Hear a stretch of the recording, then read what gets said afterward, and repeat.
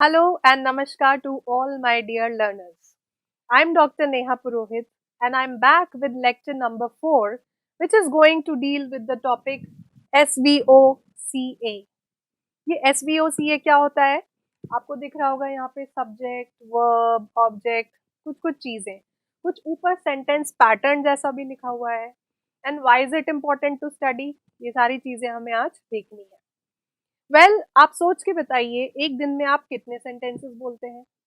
क्या आपने उन सेंटेंसेस के पैटर्न्स देखे हैं? पर जब हम इस चीज को एक कॉम्पिटिटिव एग्जाम के नजरिए से देखते हैं, तो हमें उन सेंटेंस के पैटर्न्स की बारीकियों को देखने की जरूरत पड़ती है. तो ऐसी ही कुछ बारीकियां मैं आज डिस्कस करने वाली हूँ. ध्यान रखिए, इस टॉपिक का नाम है SVOCA. कंफ्यूज हो गए? चलिए देखते हैं. What is this SVOCA? तो आज के हमारे इस वीडियो के क्या लर्निंग ऑब्जेक्टिव्स हैं? At the end of this video आप क्या सीखने वाले हैं, देखते हैं. हम ये जानेंगे ये SVOCA क्या होता है, ये फुल फॉर्म क्या है, क्या चीजें आती हैं इसके अंदर, हमें ये सेंटेंस पैटर्न्स क्यों पढ़ने चाहिए, ये हमें ध्यान रखना है. और हमें इन सारे कॉन्सेप्ट्स को डिटेल में पढ़ना है. S मतलब सब्जेक्ट, V मतलब वर्ब, O मतलब ऑब्जेक्ट, C मतलब कॉम्प्लीमेंट और A मतलब adjunct. So we are going to look at all these things. So whenever you read a paper, whenever you go through something, listen to people, you hear sentences. And these sentences cover some patterns. या तो कोई किसी को order दे रहा है, go away. So this go क्या है इसके अंदर? ये एक वर्ब है. okay? इसी तरह से बहुत ऐसे पैटर्न्स होंगे जो कभी सेम है, कभी डिफरेंट है, बट ये ओवरऑल मिलके आपकी इस लैंग्वेज को फ्रेम करते हैं. तो अब हम आज जानेंगे कि ये क्या चीजें होती हैं. सबसे पहले देखिए सब्जेक्ट. हिंदी में कर्ता कहा जाता है. Who is a subject? Subject is the doer of the action. इस डेफिनेशन के हिसाब से the subject of the sentence is a person और अ थिंग. ये कोई व्यक्ति हो सकता है, ये कोई वस्तु हो सकती है, या तो वो कोई एक्शन कर रहा है या फिर उसे डिस्क्राइब किया जा रहा है. ठीक है, एक एग्जाम्पल देखें. एग्जाम्पल देखिए, छवि एट अ बनाना. यहाँ पे मुझे एक नाम दिखा, किसी व्यक्ति का नाम दिखा. वो नाम क्या दिखा? Chhavi. So Chhavi is the subject of the sentence. क्यों? क्योंकि Chhavi is doing the action. What is this action? The action of eating. The action of eating banana. अब दूसरा एग्जाम्पल देखिए, Chhavi is a tall girl. यहाँ पे छवि कोई एक्शन नहीं कर रही, बट हमने छवि को डिस्क्राइब किया. So Chhavi is again the subject of the action, subject of the sentence, because Chhavi is being describe. Chhavi के बारे में कुछ कहा गया. तो सब्जेक्ट पहचानना बहुत आसान है. In these two sentences the verbs are eat and is, and that's what make छवि the subject of the sentence. या तो वो सब्जेक्ट कुछ एक्शन कर रहा है या उस सब्जेक्ट को डिस्क्राइब किया जा रहा है. उस केस में दिस बिकम्स द सब्जेक्ट. कुछ और इंफॉर्मेशन निकालते हैं. अगर आपको फिर भी कंफ्यूजन है कि मैम अभी भी सब्जेक्ट समझ में नहीं आया, तो ये देखिए, a subject generally provides answer to two questions. ये WHO वो वाला WHO नहीं है. दिस इज हु, कौन, या फिर ये आंसर देगा व्हाट का. एक एग्जाम्पल देखते हैं, महिमा sang a song. तो जब आप इसका क्वेश्चन फ्रेम करेंगे तो क्वेश्चन बनेगा हु sang. किसने गाना गाया? महिमा ने गाना गाया. तो किस चीज का आंसर निकला? हु का. This bag is heavy. अब अगेन मैं इसका अगर क्वेश्चन फ्रेम करूं तो क्वेश्चन बनेगा what is heavy? This bag, because this bag is heavy. So this answer becomes the subject. This bag is the subject. अब यहाँ पे एक चीज ध्यान रखिए कि हर सब्जेक्ट के साथ एक वर्ब होना जरूरी है. Every sentence must have a verb. अगर वर्ब नहीं होगा तो वो सेंटेंस नहीं होगा. और that is why I have got this image, subject and verb का हाथ मिलाना बहुत जरूरी है. तो मैं ये मान के चलती हूँ कि आपको इस SVOCA पैटर्न में ये चीज समझ में आ गई कि सब्जेक्ट क्या होता है। अब नेक्स्ट इंपॉर्टेंट चीज क्या है, चलिए देखते हैं। नेक्स्ट इंपॉर्टेंट चीज आती है आपकी वर्ब। हमने देखा कि सब्जेक्ट कुछ एक्शन कर रहा है, तो जो एक्शन है वो कहलाता है आपका verb. What is a verb? A verb is a doing word. कुछ ना कुछ एक्शन यहाँ पे हो रहा है। Word is a doing word that shows an action, event और अ स्टेट। अ सेंटेंस में either have the main verb, अब कई तरह के वर्ब्स हो सकते हैं, ऐसा नहीं है कि हर जगह एक्शन ही हो रहा है, बट वर्ब्स कैसे कैसे रिफ्लेक्ट करते हैं? Verbs can reflect through as the main verb. Verbs can also come in the form of a helping verb या दोनों। एक सेंटेंस में मेन वर्ब भी आता है, हेल्पिंग वर्ब भी आता है। Okay, so what are these types of verbs? हमने देखा मेन वर्ब जैसे eat, helping verb is MR, eat के साथ कुछ लगा दिया तो वो हेल्पिंग वर्ब हो गया। Then we see linking verbs. तो लिंकिंग वर्ब्स लिंक करते हैं दो आइडियाज को, दो कॉन्सेप्ट्स को। ट्रांजिटिव, इंट्रांजिटिव, इन सारे वर्ब्स के बारे में मैं अभी डिटेल में बताऊंगी आपको, और आने वाले लेक्चर्स में भी इनके बारे में हम डिटेल में डील करेंगे। सो डोंट वरी, अगर अभी ऐसा लग रहा है कि एकदम से बहुत कुछ समझ में नहीं आ रहा, यू विल गेट इट।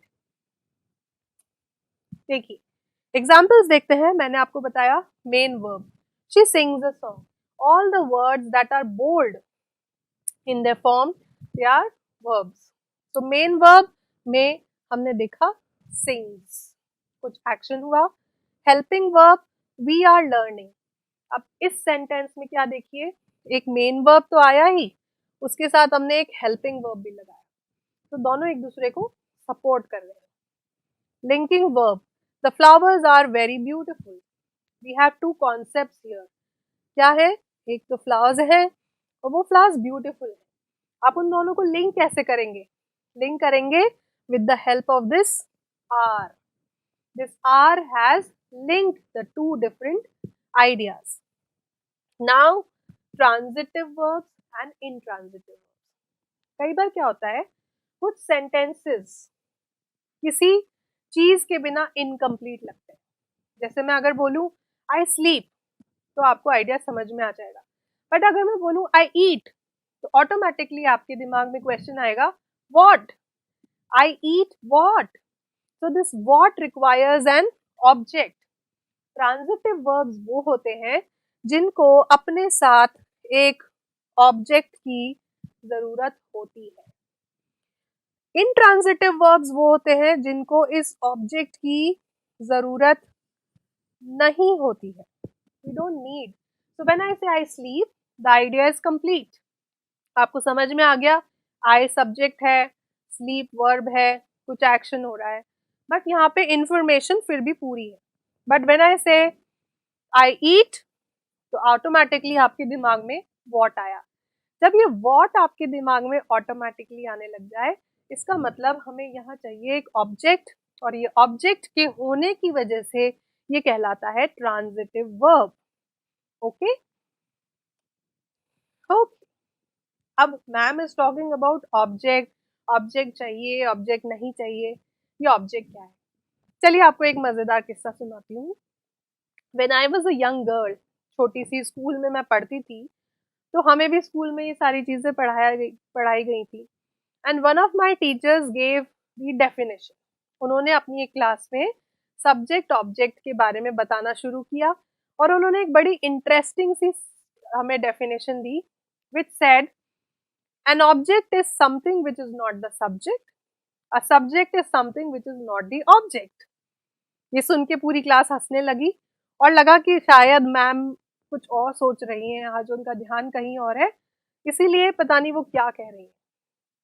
पर जब हमने ध्यान से उसकी गहराई को समझा, तो देखिए ये पता चला कि एक सब्जेक्ट वो है जो ऑब्जेक्ट नहीं है, और ऑब्जेक्ट वो है जो सब्जेक्ट नहीं है। इन एन इंग्लिश सेंटेंस, इसका मतलब ये हुआ कि जो चीजें एक सब्जेक्ट को बनाती हैं, वही चीजें एक ऑब्जेक्ट को भी बना रही हैं। सब्जेक्ट को क्या क्या चीजें बना सकती हैं? नाउन बना सकता है, प्रोनाउन बना सकता है। उसी तरह एक ऑब्जेक्ट को भी नाउन बना सकता है या प्रोनाउन बना सकता है। एक एग्जाम्पल देखिए, the dog at the bone. यहाँ पे बोन ऑब्जेक्ट है और डॉग आपका सब्जेक्ट है बिकॉज वो एक्शन कर रहा है। बट अगर आप ध्यान से देखें तो ये चीज है कि जो डॉग है, dog is a noun and bone is also a noun. तो आज अगर मैं अपनी उन टीचर की डेफिनेशन को याद करूं कि subject is something which is not object and object is something which is not subject, तो इसका मतलब यही है कि वो सही थे। दैट मीन्स जो चीजें सब्जेक्ट को फ्रेम कर रही हैं वही ऑब्जेक्ट को भी फ्रेम कर रही हैं। अब आते हैं ऑब्जेक्ट होता क्या है। What is the definition of object? Object, a grammatical object may be a noun, a pronoun, a noun phrase on which a verb performs the action. Basic सा डिफरेंस ये है कि सब्जेक्ट तो एक्शन कर रहा है, ऑब्जेक्ट पे action हो रहा है। इस आई थिंक इस आइडिया से आपको समझ में आ जाएगा। इंग्लिश में दो तरह के ऑब्जेक्ट्स होते हैं, डायरेक्ट ऑब्जेक्ट और indirect object. Dear students, please pay attention, क्योंकि यही वो एरियाज है जहाँ से आपके क्वेश्चंस बनते हैं। आपको एक सेंटेंस दे दिया जाता है, आपसे पूछा जाता है what is a direct object, what is an indirect object, या इस पर्टिकुलर सेंटेंस में आप डायरेक्ट ऑब्जेक्ट को ढूंढिए या इनडायरेक्ट ऑब्जेक्ट को ढूंढिए। तो डायरेक्ट ऑब्जेक्ट क्या है? अ direct object in a sentence is directly acted upon by the subject. Subject ने जो चीज की वो डायरेक्ट ऑब्जेक्ट को अफेक्ट करेगी। For example, Shashi paints a picture. Paints यहाँ पे वर्ब है, ये सब्जेक्ट है और ये ऑब्जेक्ट है। तो शशि ने क्या किया? शशि ने पिक्चर पेंट की।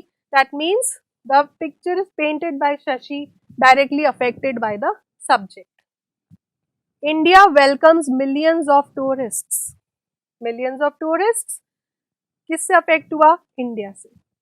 India is doing this action, India is doing this welcome and we have millions of tourist as our object. अगर आपके सेंटेंस में एक ही ऑब्जेक्ट दिख रहा है तो वो डायरेक्ट ऑब्जेक्ट होगा। बट कभी कभी ऐसे सेंटेंसेस भी आपके सामने आएंगे जहां पे this will become your direct object and indirect object. तो आपको समझ में आ गया होगा कि अगर सेंटेंस में एक ही ऑब्जेक्ट दिख रहा है तो वो डायरेक्ट ऑब्जेक्ट होगा। पर ऐसे भी सेंटेंसेस आपके सामने आएंगे जहां पे there will be two objects, एक डायरेक्ट हो सकता है, एक इनडायरेक्ट हो सकता है। चलिए देखते हैं इनडायरेक्ट ऑब्जेक्ट क्या चीज होती है। Indirect object is in a sentence is the beneficiary of the direct object. इसका मतलब ये है कि अगर एक सेंटेंस में कोई चीज दी जा रही है तो वो चीज जिसको दी जा रही है वो आपका इनडायरेक्ट ऑब्जेक्ट कहलाएगा, because indirect object is the beneficiary. It basically tells us whom और what और for whom और what is something is done। कोई चीज की गई तो वो किसके लिए चीज की गई, वो हो गया आपका indirect object. An indirect object can be made up of at least one word, an expression, a phrase or a prepositional phrase. Examples के तौर पे देखते हैं, Kabir bought his son an expensive gift। इस सेंटेंस में हमें दो ऑब्जेक्ट्स नजर आ रहे हैं, his son और an expensive gift। तो हमें ऑब्जेक्ट्स पहचानने हैं कि इनडायरेक्ट ऑब्जेक्ट कौन सा है और डायरेक्ट ऑब्जेक्ट कौन सा है। तो मैं इस आइडिया को सिंप्लीफाई करती हूँ कि कोई चीज दी गई, वो क्या दी गई? ये है आपका एक्सपेंसिव गिफ्ट, तो ये हो गया आपका डायरेक्ट ऑब्जेक्ट। और इसका बेनिफिशियरी कौन हुआ? ये किसको मिली? ये हुई हिज सन को, तो ये हो गया आपका इनडायरेक्ट ऑब्जेक्ट। दूसरे एग्जाम्पल में देखिए, our father build us a big house. कौन सी चीज की गई? तो एक हाउस बनाया गया, बिग हाउस, बट किसको मिला? अस को। तो जो बेनिफिट ले रहा है वो हो गया आपका इनडायरेक्ट ऑब्जेक्ट और ये हो गया आपका डायरेक्ट ऑब्जेक्ट, राइट। तीसरा एग्जाम्पल आप खुद सॉल्व करके देखिए। The teacher gave the exam papers to the students. यहाँ पे थोड़ी सी ट्रिक लगा दी गई है, यहाँ पे हमने एक प्रेपोजिशनल फ्रेज लगा दिया ये टू द स्टूडेंट्स, ये टू जो है ये प्रेपोजिशन है, फ्रेजेस हम पढ़ चुके हैं, कलेक्शन ऑफ वर्ड्स, सो ये टू द स्टूडेंट्स।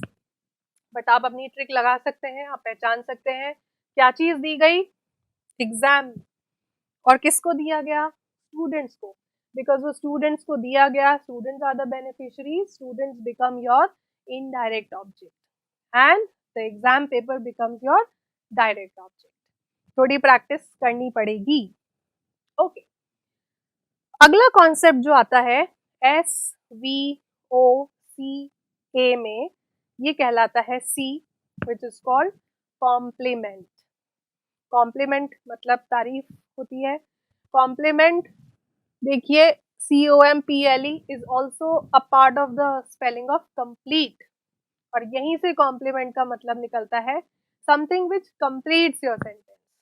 कॉम्प्लीमेंट क्या करता है एक सेंटेंस में, आपके मीनिंग को कंप्लीट करता है, आपके सेंटेंस को कंप्लीट करता है। अब पिछली बार हमने देखा था कि ऑब्जेक्ट या तो नाउन है या प्रोनाउन है, यहाँ पे कॉम्प्लीमेंट एडजेक्टिव भी होता है। कुछ एग्जाम्पल्स देखेंगे, आपको तब समझ में आएगा। डेफिनेशन के तौर पे किसी के बारे में कोई इंफॉर्मेशन दी गई जो उस मीनिंग को कंप्लीट करे, वो कॉम्प्लीमेंट कहलाता है। दो तरह के कॉम्प्लीमेंट हैं, subject complement and object complement. कैसे, एक सेंटेंस है आपका, Kirti is a teacher, Kirti is a teacher. तो अगर मैं आपके सामने सिर्फ ये सेंटेंस रखूं, कीर्ति इज, तो आप बोलेंगे मैम व्हाट, कीर्ति व्हाट, आपकी कुछ स्पेलिंग, आपकी कुछ इंफॉर्मेशन यहाँ पे मिसिंग है। What is that missing information, Kirti is a teacher. तो ये जो टीचर है नाउन है, बट ये इस इंफॉर्मेशन को पूरा कर रही है, इस सेंटेंस को पूरा कर रही है, इसके बिना ये सेंटेंस कंप्लीट नहीं माना जाएगा। दूसरा देखिए, ही बिकेम, अगेन आप बोलेंगे क्या, सो ही बिकेम अ पॉलिटिशियन। इस पॉलिटिशियन वर्ड के आते ही आपकी इंफॉर्मेशन पूरी हो गई। बट ध्यान से देखें, ये इंफॉर्मेशन किसके बारे में है, बिकॉज ये इंफॉर्मेशन, ये सेंस कंप्लीट जो कर रहा है, ये डायरेक्टली सब्जेक्ट के बारे में कर रहा है, that is why it is called a subject complement. Kirti हमारे इस सेंटेंस का सब्जेक्ट है, इसको डिस्क्राइब किया गया है, और ये जो टीचर है ये कीर्ति के बारे में बात कर रहा है, that is why it's a subject complement. So here the two complements refer to the subject, subject के बारे में बात हो रही है, इसलिए they are called subject complements. He is a politician, the box is present. Okay, अगला जो आता है वो आता है ऑब्जेक्ट कॉम्प्लीमेंट। बहुत सिंपल है, सब्जेक्ट के बारे में बात की गई, सब्जेक्ट कॉम्प्लीमेंट हो गया, ऑब्जेक्ट के बारे में बात की गई, ऑब्जेक्ट कॉम्प्लीमेंट हो गया। कैसे देखते हैं, अनिल मेड मी प्राउड, एक सेंटेंस है आपके सामने, Anil made me proud, Anil ने मुझे प्राउड फील कराया, कुछ ऐसा काम किया जिससे मुझे बहुत गर्व महसूस हुआ। सो अनिल यहाँ पे क्या चीज है, Anil is our subject, yes you are right, Anil is our subject. Made आपका वर्ब है, बट यहाँ पे एक मी भी आ गया ना, एक मी आपको दिख रहा है, ये जो मी है ये है आपका ऑब्जेक्ट, अनिल मेड मी। अब इसको यहीं छोड़ दें तो आप बोलेंगे क्या, कंप्लीट करिए। तो अनिल मेड मी प्राउड, ये जो इंफॉर्मेशन है, ये जो क्वालिटी अपन ने बताई है, ये अनिल के बारे में नहीं बताई, ये मेरे बारे में बताई, उसने मुझे प्राउड फील कराया। Okay, so me is your direct object, proud is the object complement, proud is what I have become, ये इस सेंटेंस को कंप्लीट कर रहा है, दैट इज वाई। बट ये अनिल के बारे में नहीं है, ये मी के बारे में है, इसलिए ये ऑब्जेक्ट कॉम्प्लीमेंट कहलाएगा। The instructor made Jatin the new coach, एक और नाम आया यहाँ पे, इंस्ट्रक्टर ने कुछ किया, क्योंकि उसने कुछ किया तो वो कहलाया सब्जेक्ट। उसके अलावा एक और नाउन आ गया, तो जब एक नाउन आया दूसरा भी नाउन आया तो वो ऑब्जेक्ट है। और जतिन के बारे में हमें क्या इंफॉर्मेशन मिली कि जतिन न्यू कोच बन गया, इंस्ट्रक्टर नहीं बना, जतिन बना, तो क्योंकि ये ऑब्जेक्ट से रिलेटेड हो है, that is why it is called object complement. तो आगे अगली बार जब भी आपके सामने कोई एक ऐसा सेंटेंस आए जिसमें आपको पहचानना हो सब्जेक्ट कॉम्प्लीमेंट, ऑब्जेक्ट कॉम्प्लीमेंट, सबसे पहले देखिए सेंटेंस में सब्जेक्ट कहाँ है, उस सेंटेंस में क्या कोई ऑब्जेक्ट भी मौजूद है, और वो जो इंफॉर्मेशन हमें मिल रही है, वो जो डिटेल हमें मिल रही है, क्या वो सब्जेक्ट के बारे में है या वो ऑब्जेक्ट के बारे में है। अगर वो सब्जेक्ट के बारे में है तो it becomes your subject complement, अगर वो ऑब्जेक्ट के बारे में है then it becomes your object complement. Very simple. तो अभी तक हमने सब्जेक्ट, वर्ब, ऑब्जेक्ट, कॉम्प्लीमेंट पढ़ लिया। इस ट्रेल का लास्ट पार्ट आता है एडजंक्ट, ए। अब अगर इस डेफिनेशन को देखें तो ये भी यही कहती है कि एडजंक्ट जो होता है वो कुछ एडिशनल इंफॉर्मेशन आपको दे रहा है। देखिए क्या लिखा हुआ है, it gives more information and meaning to a sentence. एक बहुत नेचुरल सवाल आपके दिमाग में आएगा कि मैम जो कॉम्प्लीमेंट पढ़ रहे थे वो भी तो एक्स्ट्रा इंफॉर्मेशन ही है। तो एक फर्क यहाँ पे ये है कि एडजंक्ट जो है वो कुछ क्वेश्चंस को ही आंसर करेगा। देखिए कॉम्प्लीमेंट अगर सेंटेंस में नहीं होगा तो सेंटेंस पूरा नहीं होगा, बट एडजंक्ट नहीं भी होगा तो भी पूरा होगा। कैसे? क्योंकि ये आंसर करता है वाई को, ये व्हेन को, वेयर को और हाउ को। ये सारे आंसर्स हमें कौन से पार्ट ऑफ स्पीच से मिलते हैं? दिमाग पे जोर डालिए, एडवर्ब्स। एडवर्ब्स हमें ये सारी चीजों के आंसर देते हैं। एक एग्जाम्पल देखें, द बेबी क्राइड। ये कौन सा पैटर्न है? द बेबी सब्जेक्ट है, क्राइड वर्ब है, तो ये पैटर्न बन गया आपका S प्लस वी।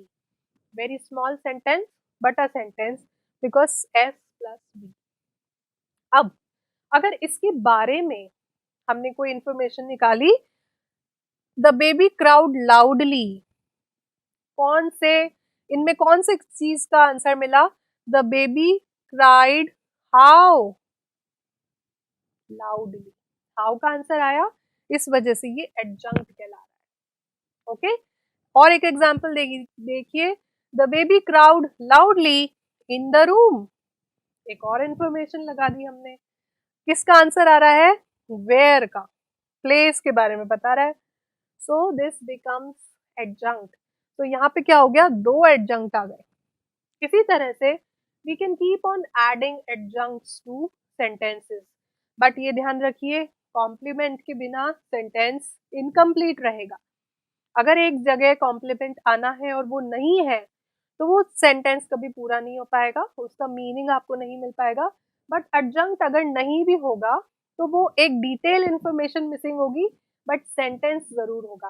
जैसा हमने यहाँ पे देखा, the baby cried loudly, the baby cried in the room in the morning, the baby kept on crying the whole night. I can always add and add more information. अब देखते हैं हम quick recap, हमने क्या क्या पढ़ा, कैसे sentences बनते हैं। तो जब आप अगली बार एक न्यूज़पेपर पढ़ें या अंग्रेजी की कोई किताब पढ़ें या कोई आर्टिकल पढ़ें, प्लीज ट्राई एंड सी कि किस तरह के सेंटेंस पैटर्न्स आपको दिख रहे हैं। This topic will help you become a better reader. It will help you become a better writer. और आपकी राइटिंग और रीडिंग में एक्यूरेसी आएगी। और ये ग्रामर में इसी तरह के क्वेश्चंस आपसे पूछे जाएंगे। तो देखिए, SV subject plus verb. Adjunct मैंने ब्रैकेट में लिखा है क्योंकि एडजंक्ट हम कहीं भी ऐड कर सकते हैं। हाउ, वेयर, व्हेन, हु, इन सारी चीजों का जब आंसर मिलेगा वाई, वो एडजंक्ट बनेगा। So the children are sleeping, subject है, वर्ब है। अगर मुझे इसमें एडजंक्ट लगाना है तो मैं लिख सकती हूँ इन द रूम। वेयर का आंसर आ गया। ओके, दूसरा पैटर्न है SVO, subject, verb, object. Okay, she likes cake, she subject, likes verb, and cake is the object. अब इसको जरा हिंदी से कंपेयर करें। सपोज एक सेंटेंस है आई ईट फूड, ये पैटर्न होगा SVO। जब ये सेम पैटर्न इस सेम सेंटेंस को हम हिंदी में ट्रांसलेट करते हैं तो ये पैटर्न कहीं बन जाता है SOV, मैं खाना खाता हूँ। वर्ब आपका हिंदी में आगे चला जाता है। सो इस चीज को ट्रांसलेशन से कंफ्यूज मत करिएगा। इंग्लिश में ये पैटर्न हमेशा SVO ही रहेगा, because a lot of learners learn English by translation also.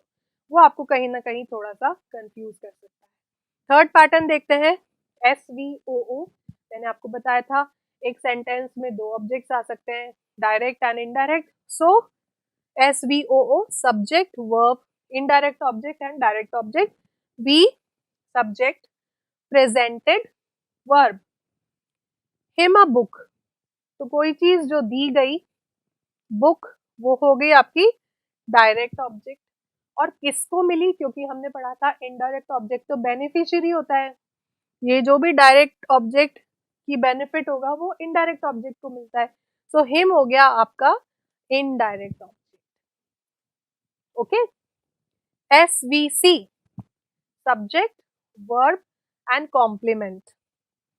My father got angry, father के बारे में कोई इंफॉर्मेशन मिली, बट अगर इस एंग्री को हटा दिया जाए, माई फादर गॉट, तो आप क्या कहेंगे मैम वॉट, उनके बारे में डिस्क्रिप्शन तो दीजिए।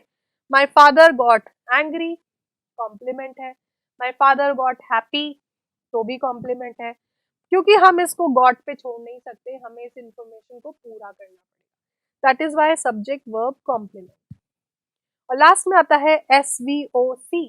ये देखिए कैसे बन रहा है, सब्जेक्ट वर्ब डायरेक्ट ऑब्जेक्ट, क्योंकि अगर एक ही ऑब्जेक्ट है सेंटेंस में तो वो हमेशा डायरेक्ट ऑब्जेक्ट होगा। एंड कॉम्प्लीमेंट, हमने ऑब्जेक्ट को भी मिला दिया, हमने कॉम्प्लीमेंट को भी मिला दिया। कैसे बना, I made my teacher angry. यहाँ पे एंग्री कौन है, माई टीचर, मैं नहीं हूं। अगर मैं होती तो वो सब्जेक्ट कॉम्प्लीमेंट हो जाता, I was angry. Okay, but यहाँ पे क्योंकि मैंने अपनी टीचर को गुस्सा दिलाया, ये जो एंग्री वाली इंफॉर्मेशन मिल रही है, this is directly related to teacher. That is why this is SVOC। I know there is a lot of information, but ध्यान रखिए आपका लक्ष्य भी तो ऊंचा है। You are aiming and aspiring for competitive exams. ये बेसिक रूल्स आपके लिए जानने बहुत जरूरी है। We hope that these lessons, these videos will really help you crack your aim. All the best. Thank you and happy learning. This is Dr. Neha Purohit saying bye.